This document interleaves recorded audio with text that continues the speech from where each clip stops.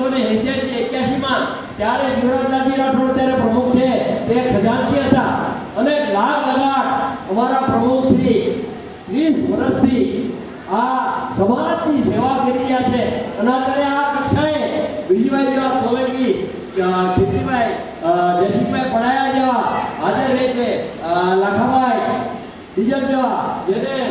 મહારાષ્ટ્ર સરકારે દલિત મિત્ર પુરસ્કાર આપેલો છે, તેમજ સુરતથી પધારેલા અમારા નામે નામ કાનજીભાઈ પીઠાર, તેમને રાષ્ટ્રપતિ તરફથી એક વિજેતા પદ મળ્યું છે. હવે હારા માણસો અત્યારે આ કક્ષાએ પૂરી ગયેલા છે. આપણી જ્ઞાતિ અત્યારે ટોપ પર પૂરી ગઈ છે અને આનંદની વાત છે. રાજદારો આવી રીતે આપણી ચાલુ છે. અમારા હોદ્દેદારોને હું વિનંતી કરું છું કે આ તમારા જે પ્રયાસો છે તે તમે કાયમના માટે રાખો. જીવન અને આપણા સમાજને, આપણી જ્ઞાતિને અત્યારે જમાનો એવો છે, જો ભણશો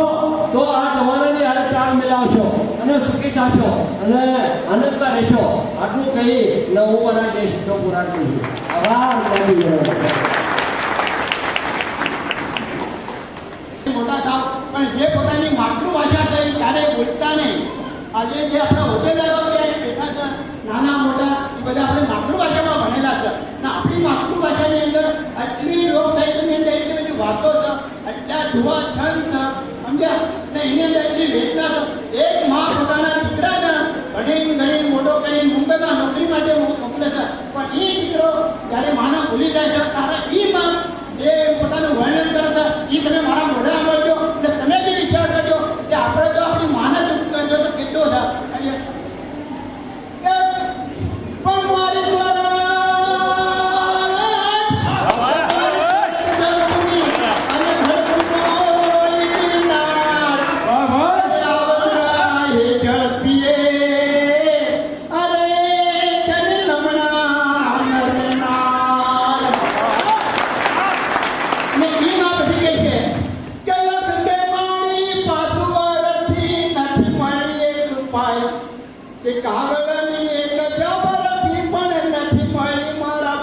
સમાચાર સાંભળી તારા રોવો મારે કેટલા દાડા મામાનો ભાણો એમ લખે દીકો જમાને ભેળો થાય કે બીની આંખો જાય ગાડીઓ કરવાને રાતે હોટલમાં ખાય નીચે નવા કપડા પહેરે પાણી જીવો પૈસા મેરે. આ માની વેદના છે. એટલે આપણા જે તમે ઇંગ્લિશમાં ભણો બીજું બેન પણ બોલે છે પોતાના જે નાના ભાઈને હાલડું છે એ હાલડની અંદર કઈ વેદના છે એ પણ તમે સાંભળી લો. સમજ્યા? ઝવેરચંદ મેઘાણીએ ભાઈને એકવાર ડાયરામાં પૂછવામાં આવ્યું કે ઝવેરચંદભાઈ, તમારી સૌરભ ભૂમિની અંદર સંતો અને સુવર કેમ પાકે છે અને કેમ પેદા થાય છે? કે ઝવેરચંદ મેઘાણીએ જે દાખલો હતો એ બધા તમે વિચાર. ઝવેરચંદ મેઘાણીએ કીધું કે અમને ત્યાં સૌરભ ભૂમિની અંદર કોઈ અમારા અંદર આપણા દંડલોકના ગાંધામાં કે મખમલના ગાંધામાં અમારા જન્મ નથી થતા. અમારા જે જન્મ થાય છે અમારા બાળકોના એ બાપની ઓઢણી હોય, સમજ્યા, માની ઓઢણી હોય, બાપનું ખમીસનું કપડું હોય, દાદાની પાઘડી હોય, બેનના આપણા બ્લાઉઝનો ટુકડા હોય, એ જે ટુકડા બધા કપડાના જે ટુકડા બને છે ને એનું જે કોથળું બને ને એ કોથળીનું અને અંદરવાળા જન્મ થાય છે ને એ ઉપરથી એના સંસ્કાર મારી પર આવશે. એટલે મારી સોરઠ ભૂમિની અંદર સંતોને એવી વાલી દિલદારાની પગની પનીથી ગોળ્યો કસુંબી નો રંગ ઓરાજ મને લાજો કસુંબી નો રંગ ઓરાજ મને લાજો. સોરઠ ભૂમિ કે મારા કાઠિયાવાડમાં કોકની તું ભૂલો ભગવાન અરે તું થાને મારો મહેમાન એ તને સર્ગે શામળા. હવે આપણી સોરઠ ભૂમિ ને આપણા એના સંતાનો છે એટલે હું બધાનો આભાર માનું છું જેમાં તમારી સાથી સાંભળે.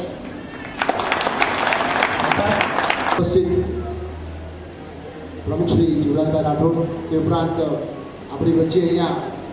ઘણા બધા મહાનુભાવો અને બહાર ગામથી આવેલા સર્વે પ્રમુખને હું પહેલાં વિનમ્રતાપૂર્વક નમન કરીશ. આજે એક સાથે મુંબઈ સ્થિત બે સંસ્થાનું પ્રતિનિધિત્વ કરવાનો મને મોકો મળ્યો છે આ કાર્યક્રમમાં. એક તો સંત શિરોમણી શ્રી રોહિદાસવંશી ગુજરાત સમાજ, અમારા સંસ્થાના સમાજના પ્રમુખશ્રી અને ઇતર કાર્યકર્તાઓ બહારગામ ગયા હોવાના કારણે આજે હું અહીંયા આ સમાજનું પ્રતિનિધિત્વ કરું છું. તે ઉપરાંત રોહિદાસ ગુજરાતી સમાજ જે સમૂહ લગ્ન હમણાં પ્રથમ સમૂહ લગ્ન કાંદીવલી સ્થિત થયો હતો તેનું પ્રતિનિધિત્વ કરવાનું પણ મને કહેવામાં આવ્યું છે. અને આજનો કાર્યક્રમ ભવ્ય છે. ભવ્ય એટલા માટે કે આપણે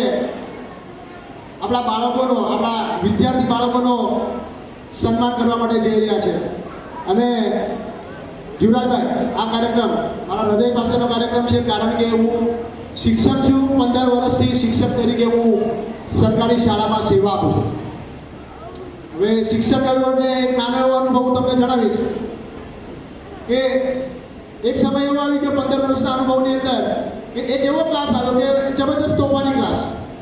કોઈ પણ આ વાતે માને નહીં. માતા પિતાઓને બોલાવ્યા, વર્ગના શિક્ષકોએ ચર્ચા કરી. છેવટે પ્રિન્સિપાલ મેડમે મને કહ્યું કે સર, આ ક્લાસ તમારે સંભાળવાનો છે અને સંભાળજો, બહુ મસ્તીખોર બાળકો છે. ઠીક છે, કરવું શું? કઈ વાર વડીલોએ, 2-4 વડીલોએ અહીંયા બહુ સરસ મજાની વાણીમાં સારા ગીતો સંભળાય. અને શિક્ષક માટે એક આપણે શિક્ષકને જ્યારે નજર સામે રાખીએ એટલે એમ જ પેલો ડાયલોગ યાદ આવે કે ચોટી વગે ચમચમ અને વિદ્યા આવે ચમચમ, એવું છે.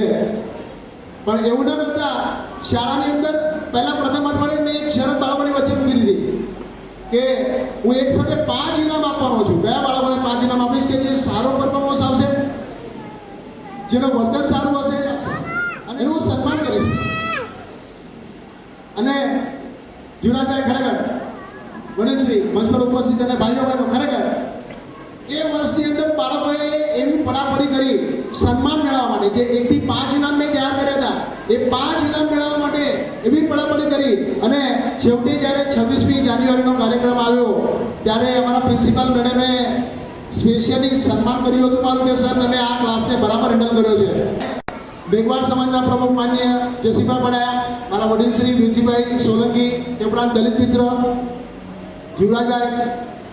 સંત શિરોમણી રોહિદાસવંશી ગુજરાત સમાજના જસીભાઈ છે, અહીંયા ઉપપ્રમુખ પણ આવ્યા છે. તેઓને વિનંતી કરીશ કે આપણે 4-5 જે આપણા ફિરકાઓ છે, મુંબઈના 4-5 ફિરકાઓ, એ આપણે મળીને આપણા જે બાળકો જે છે એ જો કોઈ મેરિટ પર આવતા હોય તો એ સર્વેનું એક સાથે સન્માન સમારોહ કરવું જોઈએ, જેથી કરીને આપણા બીજા બાળકોને પણ મેરિટમાં અને આગળ વધવાનો મોકો મળે. આપ સર્વે મને શાંતિથી સાંભળો. જય હિન્દ, જય રોહિદાસ, જય જય.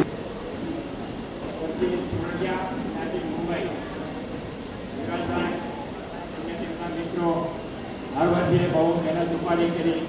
ના કાર્યક્રમ કરી અને બહુ પોષણ બચ્ચોના બધા બાળકોને અને એટલું બધી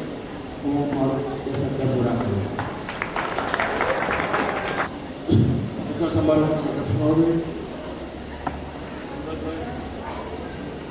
ખૂબ સારા બધા વડીલો કુશીભાઈ પડાયા, પુરસ્કાર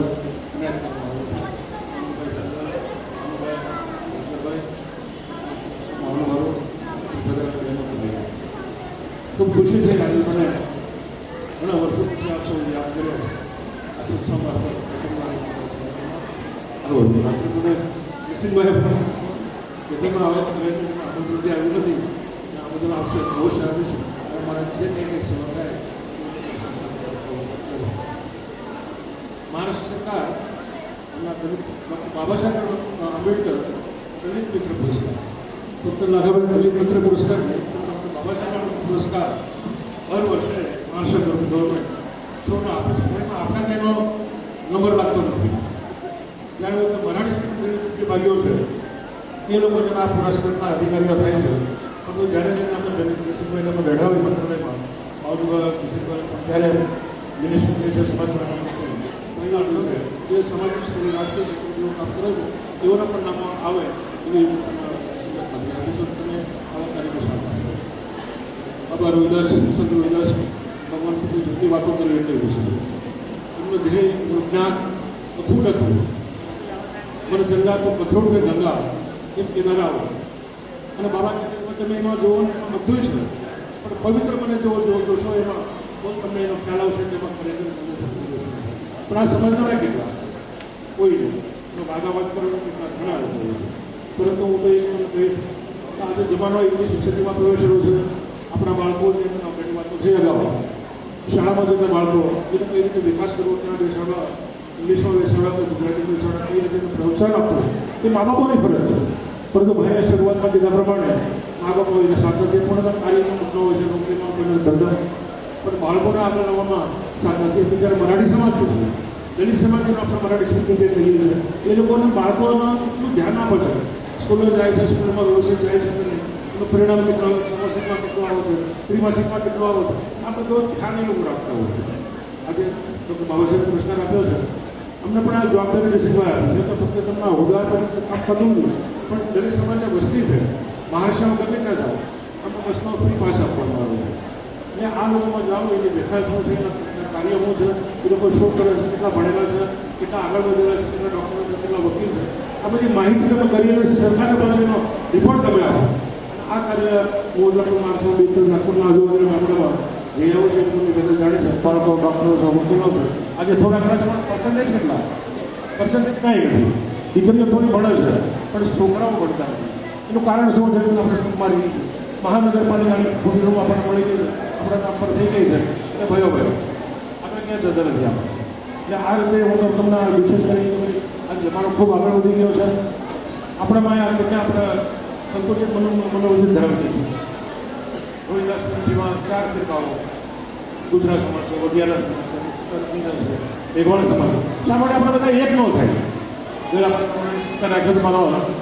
મુંબઈમાં 75% કેન્દ્રમાં પણ આવી દીધું બધા મેઘવાળો પડી જાય પણ આ વિચારો લાવી બેઠો બધા કેટલીક સંસ્થાઓ છે એ સંસ્થાઓ સાથે બેસી આનો ઉકેલ લઈ આવે એ થઈ નાના હોલમાં વિશેષ મોટા સંગઠન હોલમાં હજારોની તાકાતમાં આપણે કરીએ આપણા લોકોને ભેગા કરીએ આપણા વિદ્યાર્થીઓને ભેગા કરીએ તો ખરેખર અમને સૌને બોલાવીને આપશો આમંત્રણ જન્મજયંતિ સમાજ વિદ્યાર્થી ગૌરવ સન્માન સમારંભ 2011 સન્માન કાર્યક્રમમાં આદરણીય સભાપતિ મહાનુભાવો આમંત્રિત મહેમાનો અતિથિ વિશેષીઓ તથા મંચસ્થ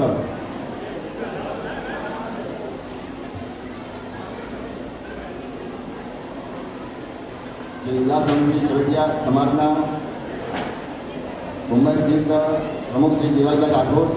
ઉપપ્રમુખ શ્રી કિશોરભાઈ પરમાર મહામંત્રી શ્રી વિજયભાઈ કટારિયા મારા વહાલા જ્ઞાતિ બંધુઓ આપ સૌને મારા નમસ્કાર આપ મહાનુભાવોએ આ પ્રસંગે મારી કારકિર્દીને યાદ કરીને મને અહીં મારું જાહેર સન્માન કરવા આમંત્રિત કર્યો છે તથા મારા પત્નીને પણ આમંત્રિત કર્યા છે તે બદલ એ મારી જિંદગીનો શ્રેષ્ઠ દિવસ છે સુરત હોમગાર્ડ અને નાગરિક સંરક્ષણ દળમાં પ્રશંસનીય કામગીરી કરવા બદલ four long term meritorious services to the nation તારીખ 26મી જાન્યુઆરી 2018 તરફથી નોટિફિકેશન પણ આવી ગયું છે જેમાં આપણો ઓલ ઇન્ડિયા લેવલે 50માંથી 13મો નંબર છે જે 50 વર્ગ માટે અને એક રોહિદાસ વંશી માટે ઘણી ગૌરવની વાત છે તે મારી સતત મહેનત પરિશ્રમ ધગસ અને ઉત્કંઠાને આભારી છે તથા મારા પરિવારને આભારી છે તથા મારા પત્ની જે અહીંયા હાજર છે તેને પણ આભારી છે જીવનમાં કંઈ પણ મેળવવું હોય તો આપણે કોઈ પણ કામ પૂરી લગન અને મહેનતથી કરવું જોઈએ એવું હું માનું છું ત્યારે જ આવી સફળતા મળી શકે છે મારા વહાલા યુવાન મિત્રો તથા વિદ્યાર્થી બંધુઓને આ પ્રસંગે ખાસ સંદેશ આપીશ કે તમે તમારા ઉજ્જવળ ભવિષ્ય માટે પૂરી લગન નિષ્ઠા અને પૂરી મહેનતથી કોઈ પણ કામ કરશો તો તમને કોઈ પણ ક્ષેત્રમાં કીર્તિ સાથે કલદાર મેળવવામાં અવશ્ય સફળતા મળશે ધ્યાન નહીં એક જો માથની હાકલ હવે જો માથની હાકલ મેં તૈયાર કરી આપું અને મા ભાવને આજે અમે ખુવા થઈ આપું એટલી માતા કે સર પર તાજ રહે ये हिंद मेरा आजाद रहे अतीतની ભવ્ય સમૃદ્ધિ પ્રતિજ્ઞા છે અતીતની ભવ્ય સમૃદ્ધિ પ્રતિજ્ઞા છે બચાવશે અને આજકાલીઓથી જાગો જનતા જાગો ધરી નવો દેશ નથી જાણ્યું કે અમારે કંઠેથી આપત કરી છે બસ એટલું જાણ્યું કે માથની હાકલ કરી છે નથી રોશની ભાગ્યમાં તો થયો બાતચીતમાં તો થયું છું ભલે સંયમ રોશની મેળવીશું અને કામતું ધૂળમાંથી એ સોનું સજામાંથી જિંદગી મેળવીશું જમાનો ઘરે રોશની જગટાવે ધીમેથી અમે તાજગી મેળવીશું અમે ખેલશું વિકસવાની સાથે ભવનના એ પ્રમાણ પૂરા કરીશું જિંદગીથી ફના થઈ લઈશું લાવો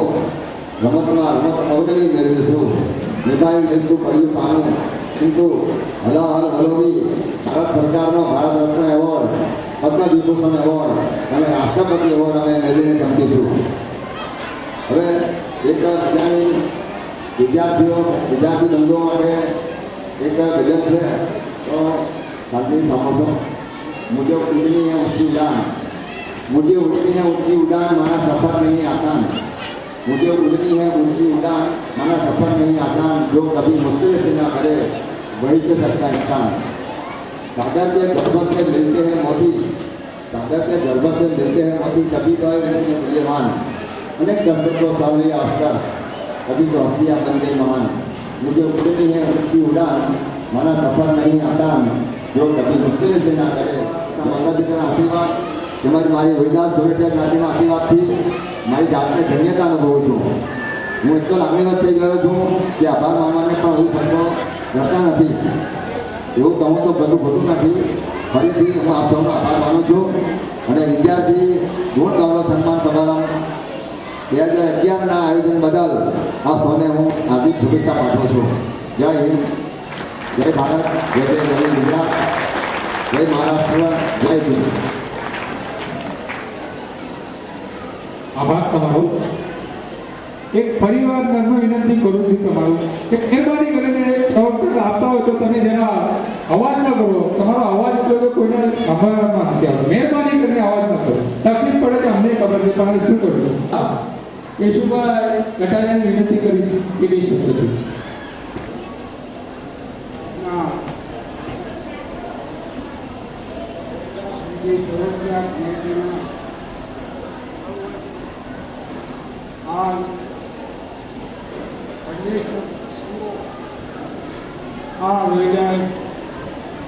જ્ઞાતિએ સાંકળી લીધા છે હું કાર્યદાર સાથે વીડી ગામનો એક નિવૃત્ત શિક્ષક છું અને હું પણ સમાજનું કામ કરું છું આજના પ્રમુખશ્રી અન્ય મહાનુભાવો અત્રે પધારેલા આપણા સમાજના સર્વ ભાઈઓ માતાઓ બહેનો તથા વિદ્યાર્થી ભાઈઓ અને વિદ્યાર્થીઓ આજનો જો શુભ પ્રસંગ છે એની અંદર મને કાલે એક પ્રસંગની અંદર આમંત્રણ આપવામાં આવ્યું ત્યારે હું હાજર રહ્યો હતો હવે મારે આ જે શુભકામના છે એ શુભકામના જોઈને મને ખૂબ આનંદ થયો છે જે જહેમત ઉઠાવી સમાજ આપણો સમાજ તમે તો અત્યારના નવા જમાનાના સદસ્યો છો અને હું જ્યારે નોકરીમાં ચડ્યો હતો ભણતો હતો ત્યારનો સમય અને અત્યારનો સમય ઘણો જુદો છે જે કાંઈ જે રીતે નોકરી કરતા હો જે રીતે રડતા હો એમાં મારે તમને ખાસ વિનંતી કરવાની છે જો સમાજને ઊંચો લાવવો હોય તો તમે આપણા બાળકો ઉપર તમારું ધ્યાન કેન્દ્રિત કરો બાળકને પ્રોત્સાહન આપો બાળક શાળાથી આવ્યા પછી શું કરે છે કેટલું ભણીને આવ્યો છે કેટલા પાઠ આવ્યા છે જે કંઈ હોય એની ઉપર તમે થોડોક વધાર આપો શિક્ષણ હશે તો સમાજમાં ક્રાંતિ આવે છે આપણે સગવડતા હોય કે ન હોય રૂમની ફીથી પણ બાળક ભણતો હોય એના માટે થોડું ધ્યાન આપી બાળકને ભણવા માટે થોડો પ્રોત્સાહન કરવો, એને થોડુંક યોગદાન આપવું સમયનું, અને જેમ બને તેમ બાળક અને એની જે શિક્ષણ વિશે થોડીક રુચિ થાય એ ધ્યાન આપવું. બીજું, બાળકોને મારે પણ વિનંતી છે કે 1 થી 7 અથવા તો અત્યારે ઘણા ડૉક્ટરનું ભણતા છે, આગળ વધ્યા છે, ગ્રેજ્યુએટ થયા છે, 2 કે 12મું આમાં વિદ્યાર્થીઓ છે. એ વિદ્યાર્થીઓને મારે એટલી વિનંતી કરવાની છે કે તમે એક જ લક્ષ્ય રાખો કે મારે ભણવું છે, પછી બીજું લક્ષ્ય પછી રાખજો, પણ એક લક્ષ્ય રાખો કે મારે ભણવું છે. બીજા બાળકો જો 100માંથી 99% માર્ક લાવતા હોય તો આપણે શા માટે ના લાવી શકીએ? બાળકોને ખાસ વિનંતી કહું છું